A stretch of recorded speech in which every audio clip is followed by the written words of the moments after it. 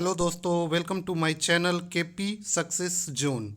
आज हम लोग शुरू करेंगे फिर से एसपीडी का जो हम लोग सेट प्रैक्टिस कर रहे थे, एसपीडी सम्मान ज्ञान का, तो उसका पार्ट 2 आज हम लोग करेंगे। और पार्ट 2 में हम लोग करने जा रहे हैं टोटल कितने 90 क्वेश्चन। ठीक है, तो चलिए शुरू करते हैं। पहला क्वेश्चन है, पृथ्वी का औसत घनत्व कितना है? तो पृथ्वी का जो औसत घनत्व है वो कितना है? पृथ्वी का औसत घनत्व वो है 5.5 ग्राम सेंटीमीटर क्यूब। कितना है? 5.5 ग्राम सेंटीमीटर क्यूब। यूनिट का खास ध्यान रखेंगे। इसका जो घनत्व होगा पृथ्वी का घनत्व वो किसमें, इसका यूनिट क्या होगा? तो ग्राम पर सेंटीमीटर क्यूब। अगला क्वेश्चन है, पृथ्वी का विषुवतीय व्यास कितना है? तो पृथ्वी का जो विषुवतीय व्यास होता है वो होता है 12,756 किलोमीटर। पृथ्वी का जो विषुवतीय व्यास है वो कितना होता है? 12,756 किलोमीटर। अगला क्वेश्चन देखते हैं। अगला क्वेश्चन है कि सर्वप्रथम पृथ्वी की त्रिज्या को किसने मापा था? तो सबसे पहले पृथ्वी की त्रिज्या को मापने वाला कौन था? तो वो जो था एरिस्टोस्थनीज था। और उसने पृथ्वी के त्रिज्या को नापा था और उस पृथ्वी का त्रिज्या कितना बताया था? 6,378 किलोमीटर। उन्होंने कितना बताया था कि पृथ्वी की त्रिज्या कितनी है? 6,378 किलोमीटर। चलिए अगले क्वेश्चन पे चलते हैं। अगला क्वेश्चन है कि ब्रह्मांड का अध्ययन क्या कहलाता है? तो ब्रह्मांड का जो अध्ययन कहलाता है वो कहलाता है कॉस्मोलॉजी। ब्रह्मांड के अध्ययन को क्या बोलते हैं? कॉस्मोलॉजी बोलते हैं। अगला क्वेश्चन है, सूर्य का मुख्य संघटक क्या है? तो सूर्य का जो मुख्य संघटक होता है, सूर्य का जो मुख्य वो होता है हाइड्रोजन और हीलियम। तो सूर्य में क्या होता है? एक क्वेश्चन और पूछता है कि सूर्य में किस प्रकार की अभिक्रिया होती है? तो सूर्य में नाभिकीय संलयन होता रहता है। कैसा होता है? नाभिकीय संलयन होता है। और इसमें क्या होता है? इसमें जो होता है कि हाइड्रोजन से हीलियम में परिवर्तन होता रहता है। हाइड्रोजन का आयन हीलियम आयन में परिवर्तित होता रहता है। ठीक है, अगले क्वेश्चन पे चलते हैं। अगला क्वेश्चन है, गॉड पार्टिकल कहलाता है। तो गॉड पार्टिकल क्या कहलाता है? तो गॉड पार्टिकल हिग्स बोसान कहलाता है। गॉड पार्टिकल क्या कहलाता है? तो इसका ऑप्शन सही होगा Higgs boson. Actually God particle का ये जो है वैज्ञानिक नाम है। हिग्स बोसान जो है गॉड पार्टिकल का वैज्ञानिक नाम है। और जो ऐसा है कि गॉड पार्टिकल जो है इसी से सृष्टि की रचना हुई है, इसीलिए इसको बोलते हैं गॉड पार्टिकल। इसी से क्या हुआ है? सृष्टि की रचना हुई है। अगला क्वेश्चन है कि बिग बैंग सिद्धांत का प्रतिपादन किसने किया था? तो बिग बैंग सिद्धांत का जो प्रतिपादन करने वाला था वो कौन था? तो वो था जॉर्ज लेमिंटन। कौन किया था? जॉर्ज लेमिंटन ने बिग बैंग सिद्धांत का प्रतिपादन किया था। अगला क्वेश्चन है, ब्रह्मांड में विस्फोटी तारा कहलाता है। तो ब्रह्मांड में किसे विस्फोटी तारा कहते हैं? तो वो कहते हैं अभिनव तारा। अभिनव तारा होता है जिसको क्या बोलते हैं? विस्फोटी तारा। अगला क्वेश्चन है कि चंद्रमा का द्रव्यमान पृथ्वी की अपेक्षा होता है। तो चंद्रमा का जो द्रव्यमान होता है पृथ्वी की अपेक्षा कितना होता है? 1/81 भाग, मतलब 1/81वां भाग होता है पृथ्वी का चंद्रमा का द्रव्यमान। ठीक है, चंद्रमा के द्रव्यमान से 1/81 भाग होता है। पृथ्वी के द्रव्यमान से 1/81 भाग जो होता है वो चंद्रमा का द्रव्यमान होता है। अगला क्वेश्चन देखते हैं। अगला क्वेश्चन है, पृथ्वी के सबसे निकट स्थित ग्रह कौन सा है? तो पृथ्वी का सबसे निकट ग्रह जो होता है वो है शुक्र। इसलिए इसको पृथ्वी का जुड़वा बहन भी बोलते हैं। ठीक है, और इसको भोर का तारा, शाम का तारा भी बोला जाता है शुक्र ग्रह को। ठीक है, अगला क्वेश्चन चलते हैं। अगला क्वेश्चन है, सी ऑफ ट्रंक्विलिटी कहाँ पर स्थित है? तो ये जो स्थित है ये कहाँ पे स्थित है? ये स्थित है चंद्रमा पर। एक्चुअली ये वही जगह है जहाँ पे सबसे पहले जो नासा के वैज्ञानिक था नील एंगस्ट्रम, वो पहली बार चांद पर जब पहुंचा था तो इसी जगह पर लैंड किया था। उसी स्थान का नाम है सी ऑफ ट्रांक्विलिटी। ठीक है, अगला क्वेश्चन पे चलते हैं। अगला क्वेश्चन है भू स्थिर उपग्रहों की ऊंचाई कितनी होती है। तो भू स्थिर उपग्रहों की जो ऊंचाई होती है वो होती है 36,000 किलोमीटर। ठीक है, अगले क्वेश्चन पे चलते हैं। अगला क्वेश्चन है कि सूर्य का प्रकाश पृथ्वी पर पहुंचता है। तो सूर्य का प्रकाश जो है वह पृथ्वी पे कितने टाइम में पहुंचता है। तो वो पहुंचता है 8 मिनट 3 सेकंड में, मतलब 8.3 मिनट में सूर्य का प्रकाश पृथ्वी पे पहुंच जाता है। ठीक है, अगला क्वेश्चन है चंद्रमा का प्रकाश पृथ्वी पे कब पहुंचता है। तो चंद्रमा का जो प्रकाश है पृथ्वी पे पहुंचने में मात्र 1.3 सेकंड का टाइम लगाता है। कितने देर में आ जाता है पृथ्वी पे चंद्रमा का प्रकाश। तो ये आ जाता है 1.3 सेकंड में। और आप लोग जानते हैं पृथ्वी का एकमात्र उपग्रह है कौन, तो चंद्रमा। ठीक है, अगला क्वेश्चन देखते हैं। अगला क्वेश्चन है ब्रह्मांड की आयु लगभग कितनी है। तो ब्रह्मांड की जो आयु है वो लगभग है 13.7 बिलियन वर्ष। कितना है ब्रह्मांड की आयु। तो ब्रह्मांड की जो आयु है 13.7 बिलियन वर्ष। ठीक है, अगले क्वेश्चन पे चलते हैं। अगला क्वेश्चन है ब्रह्मांड का व्यास कितना है। तो ब्रह्मांड का जो व्यास है वो होता है आपको 10⁸ प्रकाश वर्ष। और प्रकाश वर्ष जो यहाँ पे है वो दूरी को मापने के लिए यूज किया जाता है। दूरी का एक इकाई होता है। तो कभी कभी क्वेश्चन पूछ देता है तो प्रकाश वर्ष किसका इकाई है, तो दूरी का इकाई है। चलो अगला क्वेश्चन ही वही है, चलिए देखते हैं। प्रकाश वर्ष किसका मात्रक है। तो प्रकाश वर्ष जो है वो मात्रक है किसका, दूरी का मात्रक है। ठीक है, अगला क्वेश्चन देखते हैं। दूरी मापने की सबसे बड़ी मात्रक क्या है। तो अब बोल रहा है दूरी मापने का सबसे बड़ा मात्रक पूछ रहा है। तो दूरी मापने का जो सबसे बड़ा मात्रक होता है वो होता है पारसेक। और एक पारसेक में जो होता है 3.26 प्रकाश वर्ष होता है। ठीक है, 3.26 प्रकाश वर्ष होता है। कितने में, एक पारसेक में। तो दूरी का सबसे बड़ा मात्रक क्या हो गया, पारसेक। ठीक है, अगला क्वेश्चन चलते हैं। अगला क्वेश्चन है कि एक पारसेक बराबर होता है, ठीक है वही सवाल है, एक पारसेक बराबर होता है किसके, 3.26 प्रकाश वर्ष के, अभी बताए थे। चलिए अगले क्वेश्चन पे चलते हैं। अगला क्वेश्चन है किसने कहा था कि सूर्य सौर मंडल का केंद्र है। तो यहाँ पूछ रहा है कि कौन ऐसा वैज्ञानिक था जो बोला कि सूर्य जो है सौर मंडल का केंद्र है। तो ये बोला था कोपरनिकस ने। कोपरनिकस एक वैज्ञानिक था जो बताया था कि सूर्य जो है सौर मंडल का केंद्र है। ठीक है, अगला क्वेश्चन देखते हैं। अगला क्वेश्चन है कि पृथ्वी पर ऋतु परिवर्तन किसके कारण होता है। तो पृथ्वी पे जो ऋतु परिवर्तन होता है वो होता है, ऋतु मतलब जो मौसम में बदलाव होता है, तो वो किसके कारण होता है, ये होता है परिक्रमण के कारण। किसके कारण होता है, पृथ्वी जो परिक्रमण करती है उसके कारण ही ऋतु में परिवर्तन होता है। अगला क्वेश्चन देखते हैं। अगला क्वेश्चन है पृथ्वी का सुरक्षा बल्ब किसे कहा जाता है। तो पृथ्वी का जो सुरक्षा बल्ब कहा जाता है वो ज्वालामुखी को कहा जाता है। किसको कहा जाता है, तो पृथ्वी का जो सुरक्षा बल्ब है वो बोला जाता है ज्वालामुखी को। अगला क्वेश्चन है सबसे गर्म एवं चमकीला ग्रह कौन है।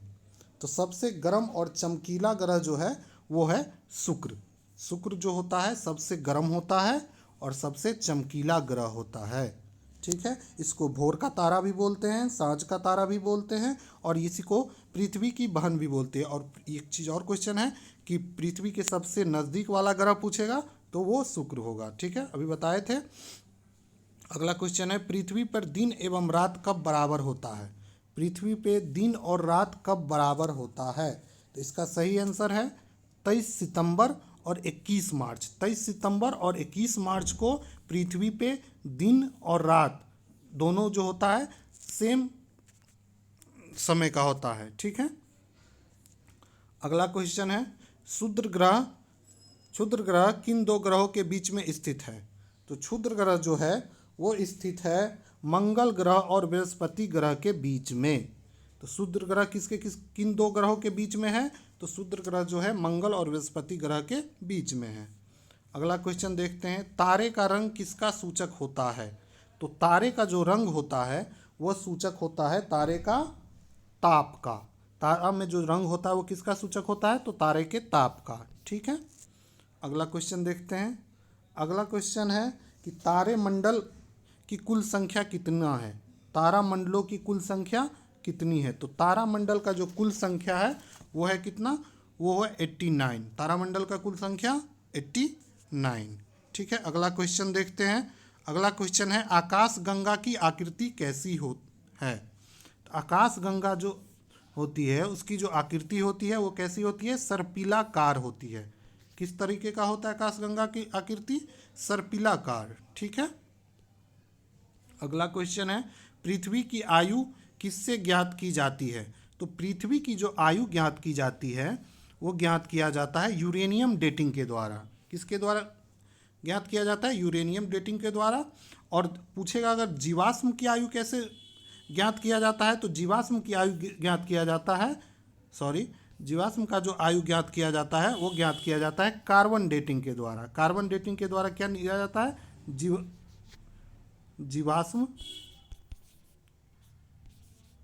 जीवाश्म की आयु ये ज्ञात किया जाएगा किससे? कार्बन डेटिंग से। और यूरेनियम डेटिंग आपको बताए ही हैं। चलिए ठीक है, बौना बिना उपग्रह वाला ग्रह है। कौन सा ऐसा उपग्रह है जिसका कौन सा ऐसा ग्रह है जिसका कोई उपग्रह नहीं है?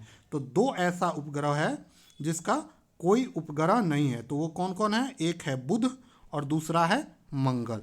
और पूछेगा कि सबसे ज़्यादा उपग्रह किसके पास है? तो सबसे ज़्यादा उपग्रह जो होता है वो बृहस्पति के पास है। सबसे ज़्यादा शनि के पास जो है सबसे ज़्यादा उपग्रह है। पहले बृहस्पति के पास था लेकिन अब शनि के पास है। ठीक है, अगला क्वेश्चन देखते हैं। अगला क्वेश्चन है कि चंद्रमा किस ग्रह का एकमात्र उपग्रह है? तो चंद्रमा जो है पृथ्वी का एकमात्र उपग्रह है। ठीक है, अगला क्वेश्चन पे चलते हैं। अगला क्वेश्चन है, पृथ्वी और सूर्य के बीच अधिकतम दूरी 4 जुलाई को क्या कहलाता है? तो 4 जुलाई को क्या होता है? पृथ्वी और सूर्य के बीच सबसे अधिकतम दूरी। तो सबसे पहले क्वेश्चन ये पूछेगा कि पृथ्वी और सूर्य के बीच सबसे अधिकतम दूरी कब होता है? तो होता है 4 जुलाई को। और इस घटना को क्या बोलते हैं? तो इस घटना को बोलेंगे अपसौर। ठीक है, जब पृथ्वी और सूर्य के बीच दूरी बहुत ज़्यादा होगा तो उसको बोलेंगे अपसौर। और अगला क्वेश्चन है, पृथ्वी और सूर्य के मध्य न्यूनतम दूरी 3 जनवरी को। तो 3 जनवरी को जब न्यूनतम दूरी होता है किसके किसके बीच? पृथ्वी और सूर्य के बीच, तो इस घटना को बोलेंगे उपसौर। तो आप लोग अच्छे से समझ लीजिए, उपसौर किसको बोलते हैं, अपसौर किसको बोलते हैं। उपसौर कब होता है? तो 4 जुलाई को होता है। और उपसौर कब होता है? तो 3 जनवरी को होता है। ठीक है, अगला क्वेश्चन है, सबसे बड़ा क्षुद्र ग्रह कौन है? तो सबसे बड़ा जो क्षुद्र ग्रह है वो है सेरेस जो ग्रह है वो सबसे बड़ा क्षुद्र ग्रह है। ठीक है, सबसे बड़ा क्षुद्र ग्रह कौन है? सेरेस। ठीक है, अगला क्वेश्चन देखते हैं। अगला क्वेश्चन है, भोर या सांझ का तारा किस ग्रह को कहा जाता है? तो अभी बताए थे पिछले क्वेश्चन में, भोर या सांझ का जो तारा बोला जाता है वो बोला जाता है शुक्र ग्रह को। ठीक है, अगला क्वेश्चन है, बौना ग्रह कहलाता है। इनमें से बौना ग्रह कौन है? तो देखो, बौना ग्रह तीनों है, प्लूटो भी है, सेरेस भी है और एरिस भी। तीनों जो कहलाता है वो बौना ग्रह कहलाता है। इसीलिए इसको क्या आंसर हो जाएगा? उपयुक्त सभी। पहले जो प्लूटो जो है इसको ग्रह के श्रेणी में रखा गया था, लेकिन 2006 में इसको ग्रह के सूची से हटा के बौना ग्रह के सूची में डाल दिया गया। ठीक है, अगला क्वेश्चन है, सबसे चमकीला तारा कौन है? तो सबसे चमकीला तारा कौन होता है? सबसे चमकीला तारा है साइरस। सबसे चमकीला तारा कौन है? साइरस जो है सबसे चमकीला तारा होता है। अगला क्वेश्चन है, सूर्य की ऊर्जा का मुख्य स्रोत क्या है? तो सूर्य में जो ऊर्जा मिलती है वो मिलती है किसके कारण? उसका जो मुख्य स्रोत है वो है नाभिकीय संलयन। आपको बताया कि सूर्य में क्या होता है? नाभिकीय संलयन होता है। हाइड्रोजन का नाभिक संलेत होकर हीलियम 2+ का निर्माण करती रहती है। ठीक है,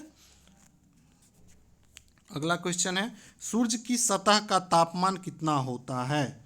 तो सूर्य की सतह का तापमान जो होता है वो होता है 6000 डिग्री सेल्सियस। काफ़ी उच्च तापमान होता है, सूर्य की सतह का जो तापमान होता है 6000 डिग्री सेल्सियस। अगला क्वेश्चन है कि सूर्य का दीप्तिमान सतह क्या कहलाता है। तो सूर्य का जो दीप्तिमान सतह है, जो मतलब दीप्ति का मतलब क्या, जहाँ मतलब कि रोशनी हो, उसको बोलते हैं क्या, तो उसको बोलते हैं प्रकाश मंडल। नाम से ही लग रहा है, प्रकाश मंडल। तो सूर्य के दीप्तिमान सतह को क्या बोलते हैं, तो सूर्य के दीप्तिमान सतह को प्रकाश मंडल कहते हैं। अगला क्वेश्चन है सबसे बड़ा तारामंडल कौन है। तो सबसे बड़ा जो तारामंडल है वो है सेंटोरस। सेंटोरस जो होता है वो सबसे बड़ा तारामंडल होता है। सारा क्वेश्चन याद कर लेंगे, बहुत इंपॉर्टेंट क्वेश्चन है ये। अगला क्वेश्चन है दो देशांतर रेखाओं के बीच की दूरी होती है। तो दो देशांतर रेखा के बीच की जो दूरी होती है उसको क्या बोलते हैं, तो उसको बोलते हैं हम लोग, उसको बोला जाता है गोरे। दो देशांतर रेखा के बीच, अक्षांश रेखा और देशांतर रेखा आप लोग समझते होंगे, जैसे पृथ्वी है, ये हो गया अक्षांश रेखा, केंद्र से लेंगे, और इसके दो अक्षांश रेखा के जो बीच की दूरी होगी, सॉरी देशांतर रेखा की, उसी को बोलते हैं क्या, गोरे। ठीक है, अगला क्वेश्चन देखते हैं। अगला क्वेश्चन है गैनीमेड किस ग्रह का उपग्रह है। तो गैनीमेड जो है ये किस ग्रह का उपग्रह है, तो ये जो है बृहस्पति का उपग्रह है। किसका उपग्रह है, सॉरी, गैनीमेड जो है शनि का उपग्रह है। किसका उपग्रह है, शनि का। गैनीमेड किस ग्रह का उपग्रह है, तो गैनीमेड जो है शनि का उपग्रह है। ठीक है, अगला क्वेश्चन देखेंगे सबसे बड़ा उपग्रह कौन है। तो सबसे बड़ा उपग्रह जो है वही गैनीमेड है। और गैनीमेड किसका उपग्रह है, तो शनि का। ये किसका उपग्रह है, तो शनि का उपग्रह है। ठीक है, और इसी ये जो उपग्रह है सबसे बड़ा उपग्रह है। अगला क्वेश्चन है अंतरिक्ष यात्री को आकाश दिखता है। तो अंतरिक्ष यात्री जो होता है उसको आकाश किस कलर का दिखता है, तो वो दिखता है काला कलर का। अंतरिक्ष यात्री को आकाश कैसा दिखता है, तो काला दिखता है। चलिए, एक सेट कंप्लीट हो गया, अब हम लोग चौथे सेट करेंगे। ठीक है, चलिए स्टार्ट करते हैं। पहला क्वेश्चन है कि भारतीय अंतरिक्ष कार्यक्रम के जनक किसे माना जाता है। तो भारतीय अंतरिक्ष कार्यक्रम का जनक किसको माना जाता है, तो माना जाता है डॉक्टर विक्रम साराभाई को। अंतरिक्ष कार्यक्रम बोल रहा है तो अंतरिक्ष कार्यक्रम का जो जनक कहा जाएगा भारत में, विक्रम साराभाई को कहा जाता है। अगला क्वेश्चन है कि वास्को डिगामा किस देश का निवासी था। तो वास्को डिगामा जो था ये पुर्तगाल का निवासी था, और इसने ही भारत पहुंचा था 1498 ईस्वी में। ठीक है, भारत पहुंचा था, ये पुर्तगाली था। ठीक है, अगला क्वेश्चन है कि गौतम बुद्ध का जन्म कब हुआ था। तो गौतम बुद्ध का जो जन्म हुआ था वो हुआ था 563 ईसा वर्ष पूर्व में। कब हुआ था, ईसा वर्ष पूर्व में, ईस्वी नहीं मारना है। गौतम बुद्ध का जन्म कब हुआ था, 563 ईसा वर्ष पूर्व हुआ था। और कहाँ पे हुआ था, तो ये हुआ था नेपाल के लुम्बिनी में। नेपाल के लुम्बिनी में। ठीक है, अगला क्वेश्चन पे चलते हैं। अगला क्वेश्चन है भारत का प्रथम मिसाइल कौन है। तो भारत का जो प्रथम मिसाइल है वो है, प्रथम मिसाइल है कौन, तो पृथ्वी। भारत का प्रथम मिसाइल कौन है, तो पृथ्वी है। अगला क्वेश्चन है आकाश मिसाइल मार सकती है। तो आकाश मिसाइल जो है वो कहाँ, उसकी जो मारक क्षमता है, मतलब वो कैसे मार सकती है। तो आकाश मिसाइल जो है वो मार करती है जमीन से हवा में। तो आकाश मिसाइल कैसे मार करती है, जमीन से हवा में मार करती है। अगला क्वेश्चन है प्लासी का युद्ध कब हुआ था।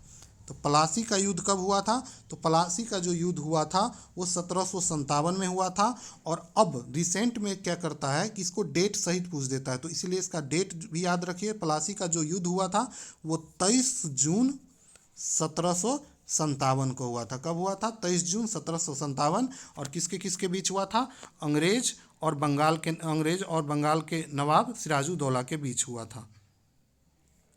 अगला क्वेश्चन है बक्सर का युद्ध कब हुआ था।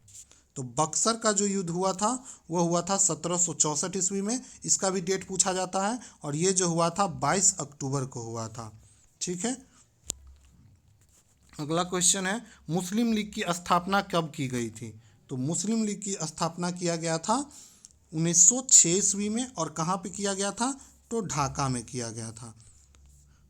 मुस्लिम लीग की स्थापना कब की गई थी, 1906 ईस्वी में। और कहाँ पे, तो ढाका में। अगला क्वेश्चन है भारतीय अंतरिक्ष अनुसंधान संगठन इसरो का मुख्यालय कहाँ पर स्थित है। तो भारतीय जो अंतरिक्ष अनुसंधान संगठन इसरो है उसका जो मुख्यालय है वो कहाँ पे है, तो वो है बेंगलोर में।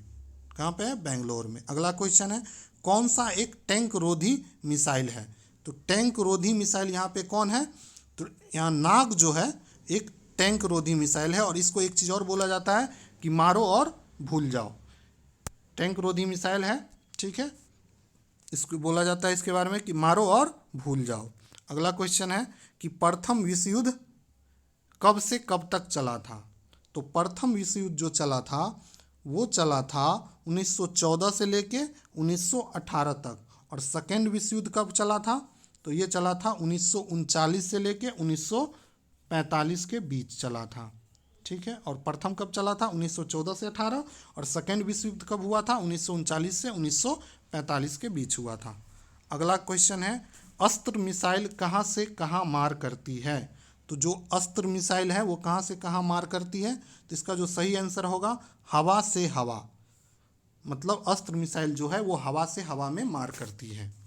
अगला क्वेश्चन है भारतीय मिसाइल कार्यक्रम के जनक किसे कहा जाता है। इसको सभी लोग जानते होंगे। जो भारतीय मिसाइल कार्यक्रम है उसके जो जनक थे वो थे हमारे डॉक्टर एपीजे अब्दुल कलाम। कौन थे, डॉक्टर एपीजे अब्दुल कलाम थे। और इसी को भारत का मिसाइल मैन भी कहा जाता है।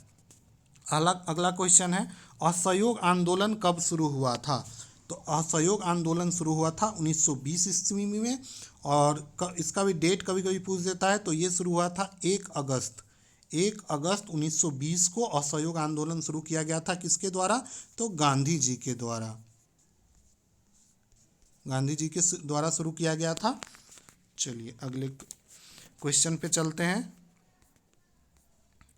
अगला क्वेश्चन है कि असहयोग आंदोलन को गांधी जी ने कब वापस ले लिया था। तो असहयोग आंदोलन को गांधी जी वापस ले लिए थे। और कब वापस ले लिए थे, 1922 में वापस ले लिए थे। क्यों वापस ले लिए थे, चौरा चौरी घटना 1922 ईस्वी में क्या हुआ था, चौरा चौरी घटना हुआ था। और ये कहाँ पे हुआ था, तो ये यूपी के गोरखपुर में हुआ था। कहाँ पे हुआ था, गोरखपुर में। और इसमें ट्रेन लूट लिया गया था। इसी घटना के बाद सॉरी इसमें ट्रेन की वाली घटना नहीं है, ठीक है। तो इसी युद्ध के बाद गांधी जी असहयोग आंदोलन को वापस ले लेते हैं, ठीक है। अगला क्वेश्चन पे चलते हैं। अगला क्वेश्चन है अंतरिक्ष में पहुंचने वाला प्रथम व्यक्ति कौन था। तो अंतरिक्ष में पहुंचने वाला प्रथम व्यक्ति जो था वो कौन था, तो प्रथम व्यक्ति पूछ रहा है तो वो था यूरी गार्गिन। यूरी गार्गिन जो था वो अंतरिक्ष में सबसे पहले पहुंचने वाला व्यक्ति था। और ये रूस का वैज्ञानिक था। और ये 1961 ईस्वी में अंतरिक्ष में पहुंचा था। कब पहुंचा था, 1961 में। कहाँ का था, रूस का था, ठीक है। अगला क्वेश्चन देखते हैं शक संवत कब शुरू किया गया था। तो शक संवत शुरू किया गया था 78 ईस्वी में। ध्यान रखिएगा यहाँ ईसा पूर्व नहीं मारना है। शक संवत कब शुरू किया गया था, 78 ईस्वी में। किसके द्वारा शुरू किया गया था, तो कुषाणों के द्वारा शुरू किया गया था। कुषाणों के द्वारा शुरू किया गया था। और अगला क्वेश्चन पे चलते हैं। अगला क्वेश्चन है दागो और भूल जाओ के नाम से किस मिसाइल को जाना जाता है। तो अभी आप लोग को बताए थे कि दागो और भूल जाओ के नाम से जिस मिसाइल को जाना जाता है वो मिसाइल है नाग। नाग को जाना जाता है कि दागो और भूल जाओ। अगला क्वेश्चन है कि चीन की क्रांति कब हुई थी। तो जो चीन की क्रांति हुई थी वो हुई थी 1911 ईस्वी में। कब हुई थी, 1911 ईस्वी में चीन की क्रांति हुई थी, ठीक है। अगले क्वेश्चन पे चलते हैं। अगला क्वेश्चन है कि पृथ्वी मिसाइल का प्रथम परीक्षण कब हुआ था। तो भारत का जो पहला मिसाइल था पृथ्वी, उसका प्रथम परीक्षण कब हुआ था। तो इसका जो सही आंसर होगा वो होगा 1988 ईस्वी में पहली बार पृथ्वी मिसाइल का परीक्षण किया गया था। अगला क्वेश्चन है अंतरिक्ष में जाने वाले प्रथम महिला कौन थी। तो इससे पढ़े थे हम लोग अंतरिक्ष में जाने वाला प्रथम पुरुष जो कि गार्गी था। था ना, यूरी गार्गिन। और अब पूछ रहा है कि अंतरिक्ष में जाने वाला प्रथम महिला कौन है। तो अंतरिक्ष में जाने वाली प्रथम महिला जो है वो है आपको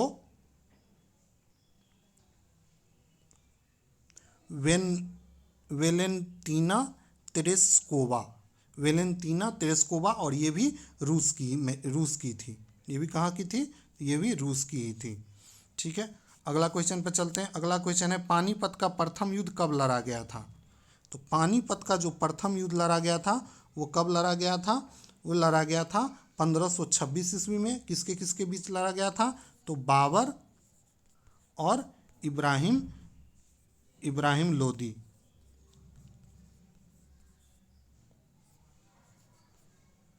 इब्राहिम लोदी के बीच लड़ा गया था। ठीक है, अगला क्वेश्चन है प्रथम भारतीय उपग्रह आर्यभट्ट कब छोड़ा गया था।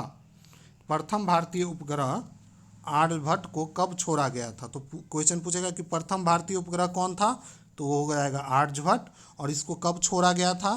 तो इसको छोड़ा गया था 1975 ईस्वी में।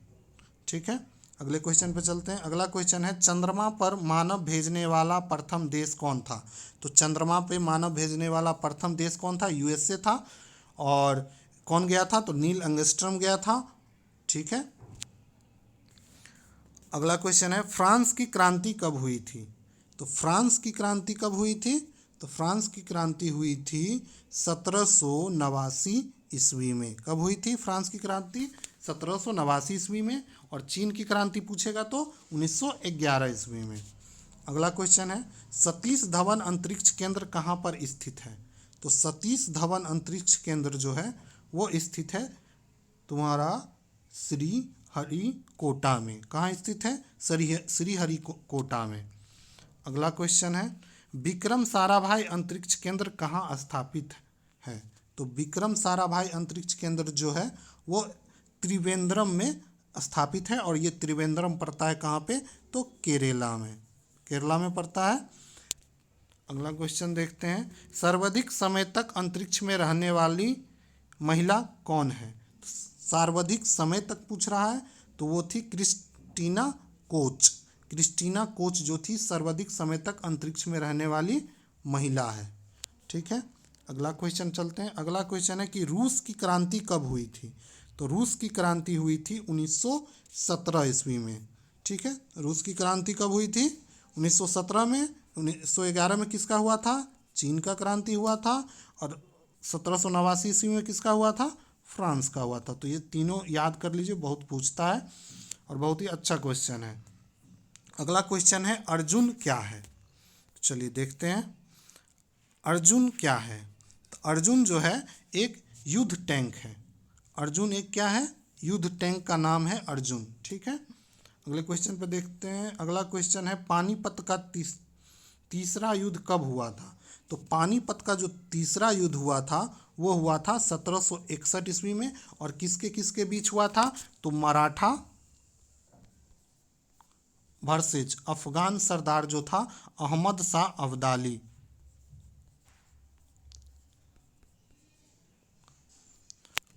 अहमद शाह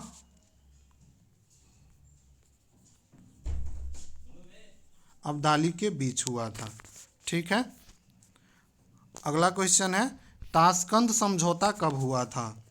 तो ताशकंद समझौता कब हुआ था? तो ताशकंद समझौता जो हुआ था 1966 ईस्वी में हुआ था। कब हुआ था ताशकंद समझौता? 1966 ईस्वी में हुआ था। अगला क्वेश्चन है हिजरी संवत का प्रारंभ कब हुआ था। तो हिजरी संवत जो प्रारंभ हुआ था वो हुआ था 622 ईस्वी में हुआ था। कब हुआ था? 622 ईस्वी में हुआ था। अगला क्वेश्चन है तेजस क्या है।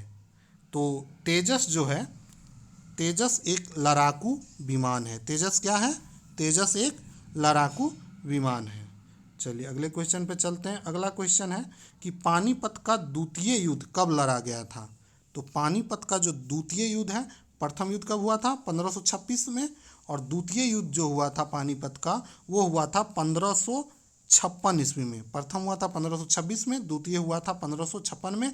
और किसके किसके बीच हुआ था? तो ये युद्ध हुआ था अकबर वर्सेस हेमू, अकबर और हेमू के बीच लड़ा गया था। अगला क्वेश्चन है प्रथम अंतरिक्ष पर्यटक कौन था? प्रथम अंतरिक्ष पर्यटक कौन था? तो इसका जो सही आंसर होगा वो होगा डेनिस टीटो। डेनिस टीटो जो था प्रथम अंतरिक्ष पर्यटक था। अगला क्वेश्चन है तराइन का द्वितीय युद्ध कब हुआ था? तो तराइन का जो द्वितीय युद्ध हुआ था वो हुआ था 1192 ईस्वी में। और ये युद्ध किसके किसके बीच लड़ा गया था? तो ये पृथ्वीराज चौहान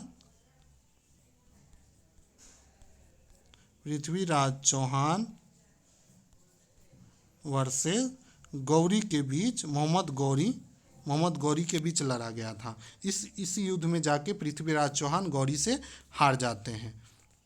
ठीक है। और प्रथम पूछेगा तराइन का प्रथम युद्ध कब हुआ था? तो प्रथम युद्ध हुआ था 1191 ईस्वी में। इसमें प्रथम तराइन का युद्ध हुआ था।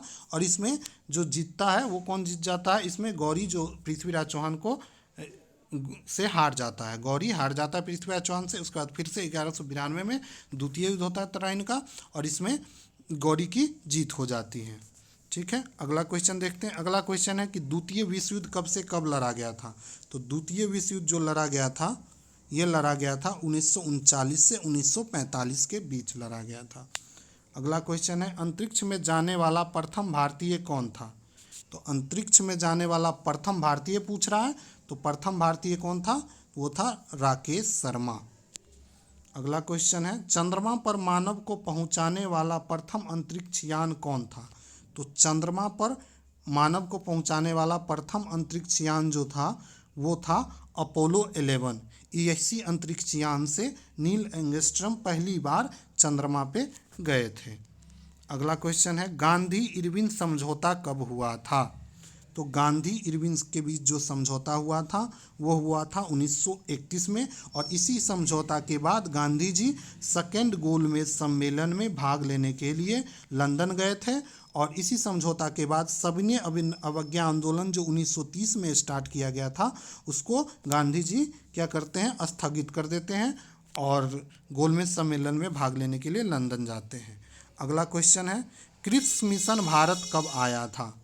तो क्रिप्स मिशन भारत आया था 1942 ईस्वी में। कब आया था क्रिप्स मिशन भारत? 1942 ईस्वी में आया था। अगला क्वेश्चन है कि विक्रम संवत कब प्रारंभ हुआ था? तो विक्रम संवत प्रारंभ हुआ था 58 ईसा वर्ष पूर्व में। तो ठीक है, कब हुआ था? 58 ईसा वर्ष पूर्व में। ठीक है। और किसके द्वारा प्रारंभ किया था? विक्रम संवत जो प्रारंभ किया गया था ये किया गया था शकों के द्वारा, शक शासकों के द्वारा किया गया था। तो शकों द्वारा किया गया था विक्रम संवत। ठीक है। अगला क्वेश्चन है चंद्रमा पर पैर रखने वाला प्रथम व्यक्ति कौन था? तो ठीक है, चंद्रमा पर पैर रखने वाला प्रथम व्यक्ति नील अंगस्ट्रॉम। ठीक है, कौन था? नील अंगस्ट्रॉम था। और ये कहाँ का वैज्ञानिक था? तो ये अमेरिका का वैज्ञानिक था। अगला क्वेश्चन है कि भारतीय सुदूर संवेदी संस्थान कहाँ पे है? तो भारतीय सुदूर संवेदन संस्थान जो है वो कहाँ पे है? तो वो देहरादून में है। तो इस तरीके से हम लोगों ने 90 क्वेश्चन कंप्लीट कर लिया। तो ये हमारा इस तरह से दूसरा सेट कंप्लीट हो गया। तो इसी तरह हमारे चैनल से जुड़े रहें और इसको सब्सक्राइब कर लें। हम डेली 2 सेट लेके आएंगे, आप लोग को प्रैक्टिस कराएंगे ग्रुप 2 और NTPC मेंस एग्ज़ाम तक, जिससे आपका एग्ज़ाम काफ़ी अच्छा जाए। चलिए ठीक है, बेस्ट ऑफ लक।